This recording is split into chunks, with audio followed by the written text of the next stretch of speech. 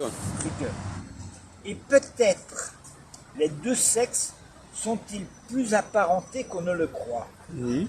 Et peut-être le grand renouvellement du monde consistera-t-il en ceci, que l'homme et la jeune femme, libérés de tous les errements et de tous les malaises, se chercheront mutuellement, non pas comme contraires, mais comme frères et sœurs, et comme voisins, et s'uniront comme des êtres humains pour porter simplement, sérieusement, patiemment, cette pesante différence sexuelle qui leur est imposée.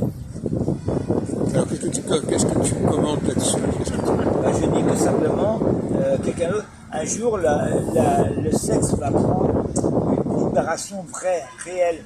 Et on regardera, il y a quelqu'un qui disait, on regardera un sexe comme on regarde une main, je veux dire. C'est quelque chose de complètement naturel. C'est sûr qu'on a tout notre fonctionnement d'amour. Maintenant, il y a quelque chose qui nous amène à trouver dans cette différence sexuelle une complémentarité. Ça, c'est évident, quoi. Alors, je vais te poser une question plus précise. Est-ce que les femmes ont la même façon de parler que les hommes? Est-ce qu'elles parlent de la même manière, des mêmes choses? Ou est-ce que là, tu vois une différence dans cette façon de s'exprimer? Globalement, c'est difficile. Il y a une polarisation, bien sûr que oui. On retrouve cette polarisation, c'est sûr, c'est évident. Oui. Il y a une énergie qui est plus féminine et une énergie qui est plus masculine. De toute façon, en chaque être humain, il y a du féminin et du masculin. Oui, alors justement, oui. Oui. Et donc, Attention, là, ça va s'envoler les trucs. ouais. Pour l'instant, ça va. Si, il y en a au milieu là qui va sortir.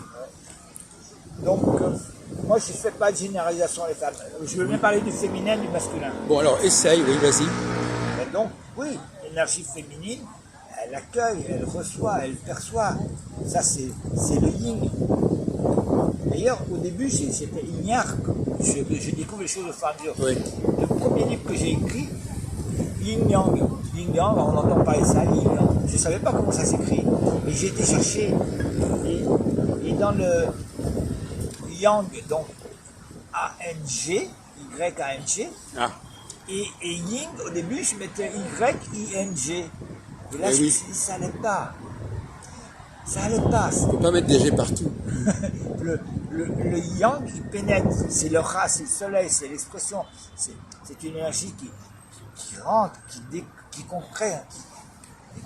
C'est la conquête, carrément. Hein.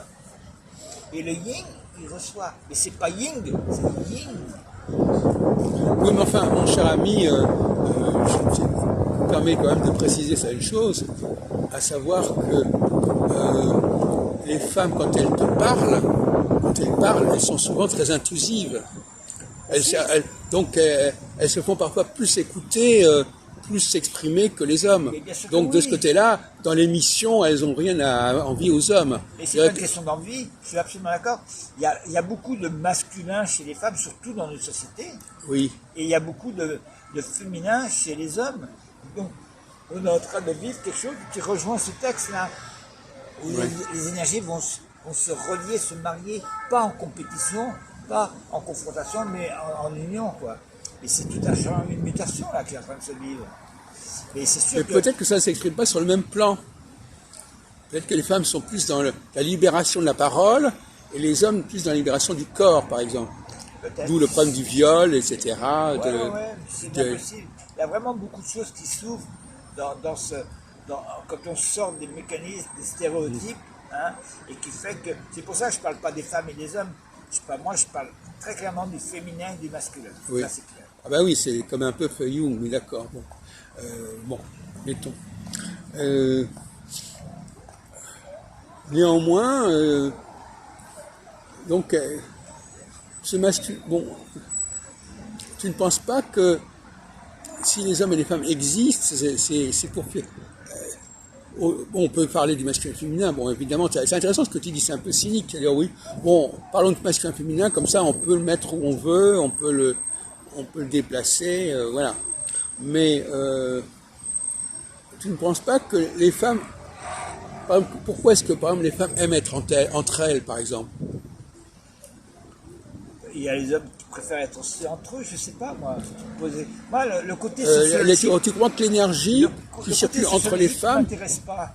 Bon, Ça c'est, oui, il est intéressant, mais personnellement il m'intéresse pas. Moi, ce qui m'intéresse, c'est l'union.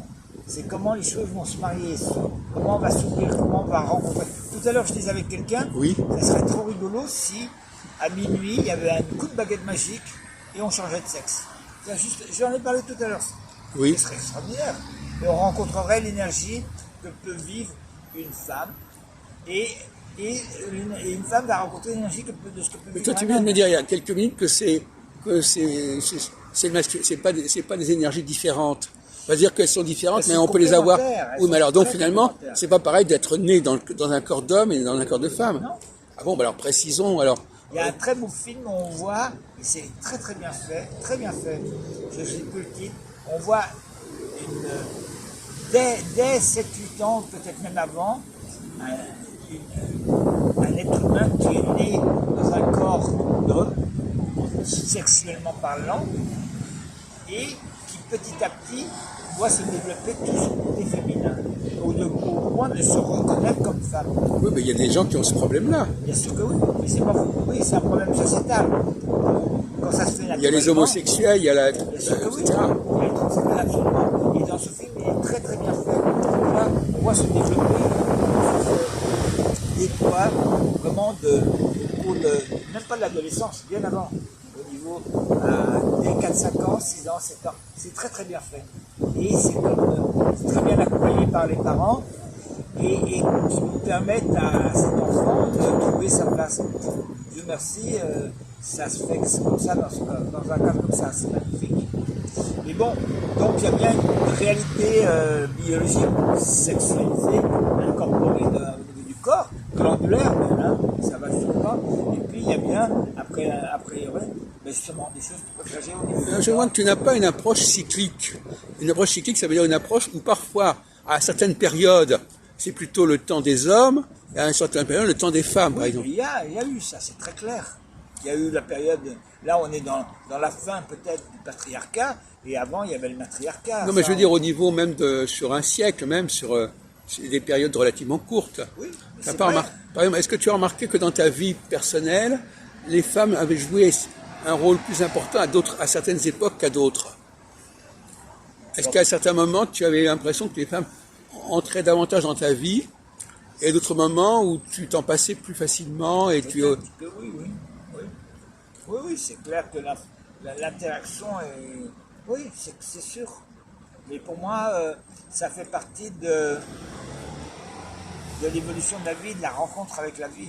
Tu rencontres, maman. Et encore une fois, moi, je maintiens que je ne veux pas rentrer dans une globalisation des femmes d'un côté, des Oui, hommes de l'autre. d'accord, ça, d'accord, bon. C'est clair. C'est ce que tu ne veux pas, d'accord. Bon, Non, on non, va pas parce que pour on va moi, pas- ça, c'est du on va pas t'embêter là-dessus. On bloque les choses, on les enferme dans des Oui. stéréotypes. Et c'est pas intelligent, c'est pas ouvert. Ça Si manque- on a une période cyclique, on dit voilà, il y a une égalité, mais chacun a tour de rôle. À tour de rôle peut jouer un rôle, mais c'est Oui. pas forcément au même moment. Exactement, ouais. Bon, bah donc dans ce cas-là, il faut savoir à quel moment on a besoin que les femmes soient là et à quel moment on en a moins besoin. Mais ça se fait naturellement. On se pose beaucoup de questions alors que les choses sont toutes ça. Ah ben oui, mais si on connaît pas un certain nombre de lois, Attends, excuse-moi, le mot connaître, c'est pas ça que ça veut dire. Connaître, ça veut dire naître avec. Oui. Naître. Ça veut dire que ça se vit dans l'instant. Là, tu me parles de savoir, de théorisation qui passe par le mental et qui permettent d'élaborer des pensées. Ok, pourquoi pas. Moi, c'est pas mon espace là. Moi, c'est la connaissance, oui. C'est quelque chose qui va se vivre. Et là, à un moment donné, les choses vont se vivre tout simplement. Après, c'est le vécu de l'instant présent qui fait qu'effectivement, tu seras plus dans une rencontre avec le féminin ou de rencontrer des femmes, peut-être, pourquoi pas, parce que tu seras plus dans ton masculin. Et à un autre moment, ça va se faire autrement. oui. Justement, est-ce que ça obéit à des lois par exemple, il y a l'astrologie, par exemple, puisque moi je suis dans l'astrologie, qui nous dit qu'il y a des périodes où il faut faire entrer le féminin dans sa vie, et des périodes où ce n'est pas, où ça se sépare. Oui. Il y a des périodes de rapprochement, des périodes de différence. Oui, mais pour moi, c'est pas il faut faire. c'est pas parce que le thème astrologique va me dire ça, c'est parce que je vais avoir cet élan. Ah de oui, mais faire quelque d'accord, chose. bien sûr, mais D'accord, c'est parce pas. que je vais avoir cet Oui, élan bah, évidemment. que justement ça correspond à ce thème astral. Oui. C'est tout. Ah bah, évidemment. Et donc, à partir du moment, pour moi, les choses se font naturellement, spontanément. On va être amené à vivre ce que le thème nous Oui. dit. Mais en fait, non. Oui. Notre vie intérieure nous amène à, et ça correspond évidemment au thème. Il y a une résonance qui est beaucoup plus... Le mental, le savoir, ça enferme. Ça enferme parce que c'est quelque chose qui vient de l'extérieur, à travers une autre personne, et à travers un décalé dans le temps. Voilà. Par contre, la connaissance, c'est un ressenti intérieur. Waouh, c'est complètement différent. Donc, moi, je ne suis pas tellement pour le savoir. Le savoir, ça enferme des choses, ça catégorise. Bon. Oui, mais enfin, si tu attends que les choses prennent une certaine importance pour réagir, Je n'attends pas. Je vis les choses. oui, mais tu peux ne les voir que trop tard. C'est comme quand on va dans le domaine médical. Il y a des gens qui ne voient les choses que quand ils sont presque à la mort, et d'autres qui les voient bien avant pour pouvoir prévenir. Oui, et bien dans l'intuition, on prévient. Et l'intuition, c'est féminin, ça. C'est pas ce yang masculin qui peut sectoriser, expliquer les choses de l'extérieur. C'est avec l'intérieur. L'intuition, elle fonctionne en permanence, à travers les rencontres les plus improbables, à travers Dieu, le hasard, c'est Dieu qui se promène incognito. Einstein. Et comme par hasard, les choses arrivent. Comme par hasard, toi tu passes et on a cette discussion en ce moment, c'est tout. Et l'intuition, ça va être le rêve, ça va être la rencontre, ça va être une anecdote complètement incroyable, ça va être le fait de prendre un bout de papier, et il y a quelque chose qui est écrit, et d'un coup ça me parle. Ou ça va être de tourner le coin de la rue et rencontrer quelqu'un, un homme ou une femme. Et là, ça va déclencher des choses en soi. La vie, elle est comme ça, je veux dire. La vie, elle n'est pas... Et pourtant, Einstein, c'est quand même un grand maître de la science. Et voilà. Et le hasard nous offre, la vie nous offre constamment la rencontre de l'instant. Tu vas faire. Le hasard, c'est souvent le cache-misère de l'ignorance. Non, c'est pas vrai. Au contraire, c'est l'ignorance qui essaye de vouloir. Et on est dans les paradoxes. On est toujours dans les paradoxes. Évidemment, c'est Socrate qui disait, je crois, que l'ignorance, la source du mal, c'est l'ignorance. Ok, mais l'ignorance par rapport au niveau d'un savoir, si on est dans la connaissance, dans le ressenti, il n'y a pas d'ignorance, c'est un vécu dans l'instant. Et après, je peux expliquer en me disant, oui, ça correspond à peut-être que, ok, je vais comprendre quelque chose de mieux. Mais la première chose qu'on fait, c'est qu'on doit le vivre. Hein. Après, moi, je ne pense pas, l'ignorance, c'est le fait de se couper de ce qui est, de l'instant présent, et de vouloir comprendre les choses de l'extérieur. Enfin, prenez tout à l'heure le cas de la médecine. Dans la médecine, ça permet quand même de voir les choses bien avant, de prévoir les choses, de prévenir les choses. Toi, tu es plutôt dans la guérison que dans... Tu es plutôt dans... Tu attends que les choses prennent une certaine importance pour en prendre connaissance. C'est parce qu'on a perdu notre instinct, etc. Le tsunami qu'il y a eu là, je ne sais plus en quelle année, là, tous les animaux avaient 2 heures avant avaient disparu. Ouais. C'est tout. Ça, c'est un enseignement. Comment ça se fait qu'eux avaient disparu, les hommes sont restés? Parce qu'on a quitté, on a perdu notre lien avec la conscience. Avec ce qui a un côté plus féminin d'ailleurs, évidemment. On va reprendre sur ce thème-là. Ok, l'idée pour moi c'est de... Donc c'est pas d'attendre que l'animal il attend pas. Tchoup, il est parti. Il est parti bien avant, il s'est mis à l'abri. Et donc l'idée, oui, bien sûr que oui, il y a des progrès au niveau de la médecine, mais souvent, attendez, il faut voir ce qu'on dit, hein. Oups, il y a 30 ans, 40 ans, on empêchait les femmes d'allaiter. Les médecins, les pédiatres disaient aux femmes, n'allaitez pas. Attendez, c'est le discours officiel de la médecine à l'époque. Dieu merci, depuis il y a eu un changement et on comprend, et on a étudié et on comprend tout ce qui se passe au niveau de l'allaitement, au niveau de la relation, au niveau des enzymes, au niveau des anticorps, etc. La meilleure vaccination pour un bébé, c'est le lait maternel. Ça, maintenant, médicalement, on le sait. Donc voilà, on a beaucoup, c'est toujours l'alliance des deux. Hein. Et souvent, on a tendance à catégoriser. Donc finalement, tu es contre la science quelque part. Non, Mais si, parce que Je suis pas contre, je suis pas ben, la contre. science, elle te dit, elle te fait des généralités, Je la suis science, contre elle te dit tout. comment les choses commencent. Toi, tu dis, non, non, l'individu s'en sort très bien, tout seul. Je pense que si on se relie à son être, si on laisse Voilà. vivre la vie en soi, oui, bien sûr que oui, les choses doivent être beaucoup plus. Ça ne veut pas dire que la science elle va pas m'aider, mais moi, si j'apprends que j'ai le cancer, oh, je ne vais pas me foutre de la chimio, de la thérapie, etc. Je sais que je vais mourir, je sais automatiquement de la même façon que je nais à l'instant précis qui est prévu au niveau l'astrotellurique, aussi bien au niveau de cette alliance des deux, c'est pareil pour la mort. Il y a un rendez-vous qui est là. D'accord. Justement, la mort, c'est justement quelque chose qui nous échappe. Nous sommes impuissants devant la mort. Bien sûr. C'est-à-dire la seule chose par laquelle nous sommes impuissants. C'est un grand passage.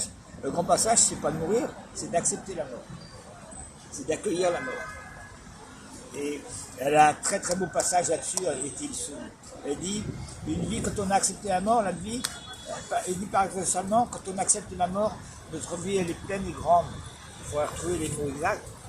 Et paradoxalement, quand on a trop peur de la mort, qu'on se bloque la vie par peur de la mort, on n'a qu'une vie réduite et rétrécie. L'acceptation de la mort fait grandir la dimension hallucinante de la vie.